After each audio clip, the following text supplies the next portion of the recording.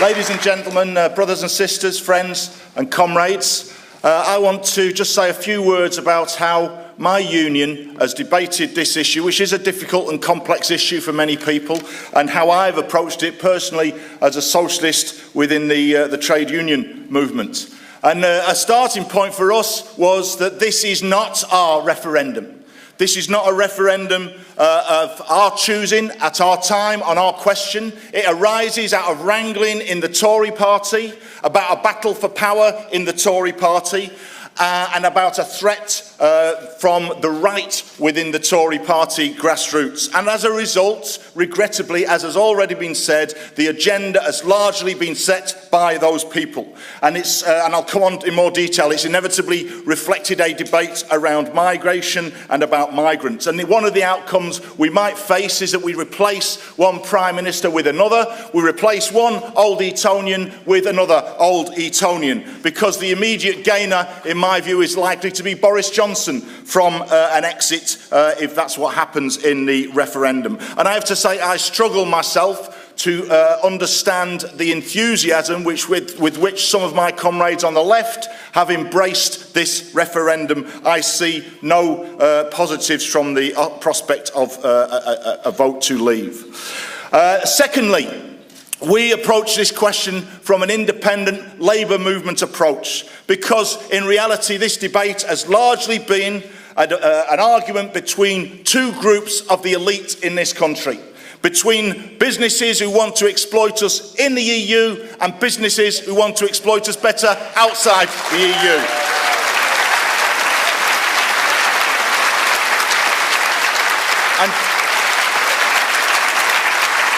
And for us, the Labour movement can't ally with either of those factions of what I would call the ruling class. They both represent the interests of banks and billionaires, not of ordinary people. So my union, we've argued within the TUC, we should not line up with any of the official campaigns as a result of that. And we welcome initiatives like Another Europe is Possible as a result. Thirdly, I want to take up one of the points that is raised by some on the left in relation to this debate. And I'll say it before they do. The European Union is a boss's club. There's no gloss from me on that issue.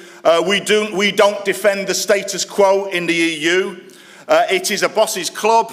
It does support neoliberal policies. Many in this room and many in the trade union movement have been appalled by the treatment of the Greek people in relation to the fight against austerity. So we don't gloss over that, we don't prettify the EU. The EU acts to promote the interests of capital, but, brothers and sisters, so does UK PLC, so does the British state. And if you look historically at the history of the past 35 years, you will find, in fact, that the British governments of various descriptions have pioneered neoliberal policies internationally, in Britain and in the EU. So for me, we have enemies in the EU and its institutions, but on many of these issues, our main enemy is actually here in the City of London, here in Westminster, here running the government in the UK. And the trade union movement, and I think that the trade union movement does need to seriously assess its position in relation to some of these issues. But the truth is the EU has made concessions on workers' rights, despite its origins, despite its lack of democracy. And these would be under a clear and immediate threat in the event of a British vote to leave. And those calling for such a vote within the Labour movement have nothing to say in reality about what happens on day two, what happens in year one and year two of an exit, what will the government do, what will happen to EU-based law, what will happen to those workers' rights which have been won as a result of those concessions that I mentioned. These are dismissed by some as secondary. They are not secondary to millions of ordinary working people in this country. Millions of jobs depend upon the state of our economy and upon trade.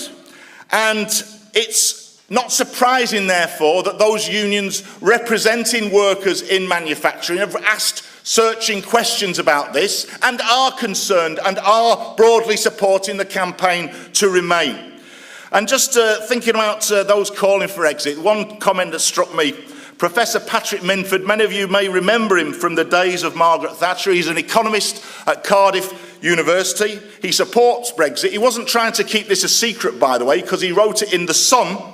So he's aiming it at a mass audience, and he says, over time, if we left the EU, it seems likely that we would mostly eliminate manufacturing, leaving mainly industries such as design, marketing and high tech. But this shouldn't scare us. Well, I tell you what, it will scare millions of working people in this country who rely for their livings on such jobs.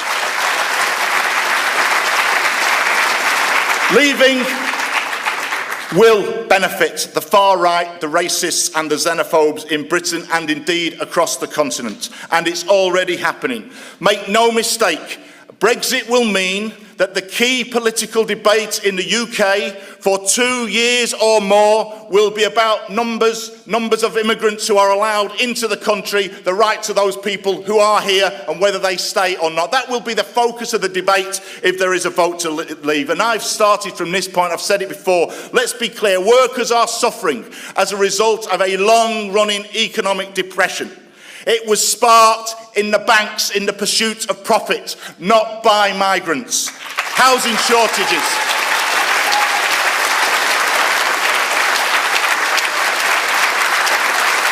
Housing shortages that are affecting, that meaning millions of young people have no real prospect of a decent place to live and getting on the so-called housing ladder. That's a result of the failure of the housing market, not of migrants.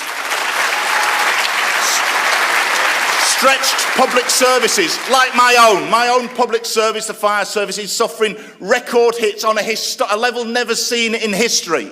It's a result of austerity policies pursued by George Osborne and David Cameron, not a result of migrants. And for those in the trade union movement who are concerned about negotiating decent living standards for people, low pay is caused by rip-off bosses and not by migrant workers. So, we have to say, from our point of view, that a vote to remain is not taken as an endorsement of the status quo whatsoever, but a recognition that at the present time we have not been in a position to put in place something better. A vote to remain for us means a cold, realistic assessment of the balance of forces we face today and the prospects of the different outcomes in the referendum. But it must be the start of a campaign to build a new alternative, and there are two aspects for that for me that I'll finish on. Firstly, we want to see democratic change in Britain and across Europe. Let's end the secrecy that does surround many of the EU institutions. Let's see what the European Central Bank discusses. Publish the minutes, hold their sessions in public, for God's sake. Let's see what these people are plotting against us. If it's realistic for citizens in every single European country to see what happens in their parliament and in the European Parliament, let's see what goes on behind closed doors when ministers get together or when the Commission gets together. Let's put on the agenda a campaign for fundamental democratic change across the board. And secondly, we need to develop a European-wide campaign for a real alternative to austerity, to xenophobia and to climate disaster. Let's take the recent debate on steel.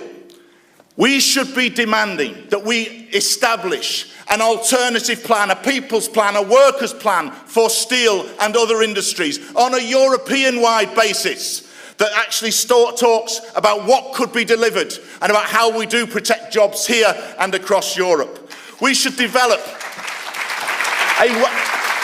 an alternative workers' plan to tackle unemployment in Britain and across Europe. On the question of public ownership, my own union has published articles and moved at the TUC that we should actually put on the agenda the public ownership of the banks and the financial institutions. I have to say, in the modern world, we have to raise that on a European-wide basis as well if we're really going to tackle the threats that we face. We've faced years of austerity, threatening to undermine all the gains that the Labour movement has campaigned for generations. Yes, the EU has played its part in that austerity attack on our people. A further economic downturn is likely to mean a renewed onslaught against our people here and across the continent. That's their future. Our future is different. Our future has to be a Europe of democracy and of solidarity. Can that be done within the current EU? That's a debate we need to have, brothers and sisters. But our strategy in response to that international crisis is based upon that internationalism, for a fight for democracy, for a campaign based upon solidarity, for another Europe, for a workers' Europe, for a fundamental change here in the UK and across Europe. That's the approach we take. Thank you very much.